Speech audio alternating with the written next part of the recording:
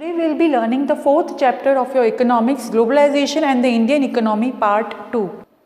Here we will be learning about the factors that have led to globalization. Now what has led to globalization? There are two factors, that is technology and liberalization.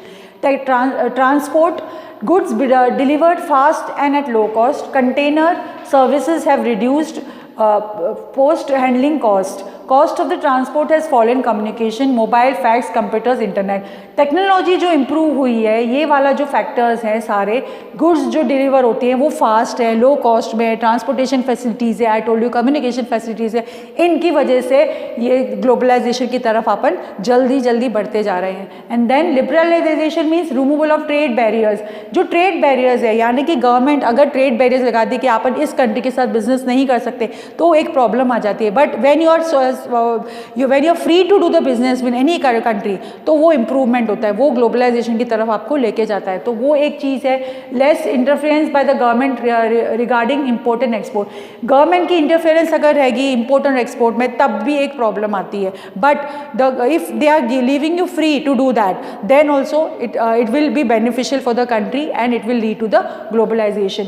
Now liberalisation of foreign trade and foreign investment policy. Barriers and restriction on trade are imposed by government world over in order to save their respective economies. These policies are referred to as the trade barriers. The taxation on imports is one such trade barrier. अब ये trade barriers क्यों लगाते हैं? Because see, we want our country's business to flourish. We don't want the other country's business to flourish. We want that country to come and invest over here in our country so that our country's economy will rise. यहाँ पर जो taxation, इसलिए वो taxation वगैरह लगा देते हैं ताकि अपनी country को कोई loss नहीं हो. That is why they are doing this. Governments have the right to impose trade barriers to determine and control the goods entering their territories and the manner in which trade is conducted with other countries. So this is very important कि वो barrier लगाएं, क्योंकि उनको ये सारी चीज़ें stop भी करनी होती है, कहीं किसी हद तक वो लिमिट क्रॉस नहीं कर जाए. All developed countries at the budding stage of their economies adopt such policies to provide protection to their domestic producers.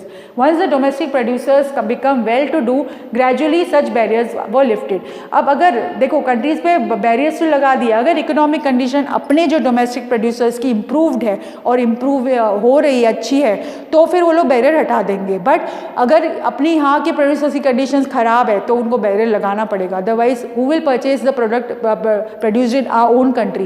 What will happen to that product? So because of that, according to 1991, some economic reforms were undertaken by the government of India, that is GOI. The time was considered ripe for the Indian markets to be opened up to foreign competition. This decision received encouragement from influential international organizations. Barrier to foreign trade and foreign investment were removed to a large extent. Removing restrictions or barriers set up the government from foreign trade and foreign investment is known as liberalization. अब जो restriction और barriers जब government हटा देती है किसी भी उसमें, जब अपन जो foreign ट्रेड के लिए इन्वेस्ट करते हैं या कुछ, वो हटाना, उसको बोलते हैं liberalisation. World Trade Organization. Now World Trade Organization, that is WTO, played a very important role in the policy move towards liberalization in India and many countries across the globe. ये World Trade Organization ने ये जो liberalization जो लेके आई थी business में, ये इन्होंने किया था. WTO was established at the initiative of the developed nations with the aim of liberalizing international trade and commerce. As on June 2016, nearly 165 countries were member state of the WTO. 165 countries जो हैं वो WTO की members थी, जहाँ पर उनको liberalization था, that they can do the business with other countries. Though the organization allowed free trade for all, there are limitations in the way it works. अब यहाँ free trade था, but थोड़ी limitations भी उन्होंने रखे थे. तो ये जो special features WTO के क्या आया, aim क्या था? To liberalize international trade.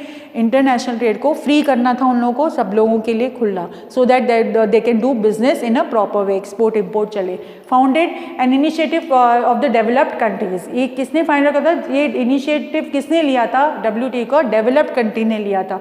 Function establishes rule regarding international trade and sees that they are obeyed. अब जो भी इंटरनेशनल ट्रेडिंग होते हैं उनको मानना है, उनके जो भी रूल्स एंड रेगुलेशंस ट्रेडिंग के होते हैं वो उनको मान के चलना होगा। ड्रॉबैक्स क्या थे? It is seen that developed countries have retain trade barriers, they have forced the developing countries to remove the trade barriers, bias towards developed countries. अब ये जो एक ड्रॉबैक था कि वो ये सारी जो चीज़ें हैं ना डेवलप्ड कंट्रीज़ की तरफ ज़्यादा उनको फ़ायदा ज़्यादा हो रहा था इससे। डेवलपिंग कंट्रीज़ और जो अंडर डेवलप्ड कंट्रीज़ हैं उनको ज़्यादा फ़ायदा नहीं हो रहा था इन सब चीज़ों से। Impact of globalisation in India, India पे क्या इफेक्ट पड़ा ग्लोबलाइजेशन का? Of late, globalization has made in-depth roots in the Indian economy. Consumers have greater choices to make with improved quality of products at a cheaper rate, thus improving the standard of living for a large number of people. However, the impact of globalization is not uniform across segments. अब improvement ये हुआ है कि consumers को हुआ है कि उनको चीपर रेट में प्रोडक्ट्स मिल रहे हैं, वाइड चॉइस मिल गई, ये सारे फायदे हुए हैं, बट कुछ सेक्शंस में ये इसका कुछ फ़ायदा नहीं हो रहा। On the side of the producers, the MNCs have increase the investment into the country. MNCs को ये प्रोड्यूसर्स को ये फ़ायदा हुआ कि उन्होंने इन्वेस्टमेंट को इंक्रीज कर दिया अपनी कंट्री का across sectors. This has led to creation of jobs for the people, बहुत सारे लोगों को जॉब्स मिले। Several top-notch Indian companies have reaped great benefits due to increased competition. Our companies are operating in different countries abroad. Companies running domestic operations, especially in the service and IT sectors, have been provided with immense opportunities to global. The government of India has taken several steps to attract foreign investment. अब ये सारे benefits India को हुए हैं, यहाँ पर जो job opportunity मिली, companies domestic operations हैं, specially service sector IT sector को बहुत ज़्यादा बेनिफिट मिला है इसकी वजह से।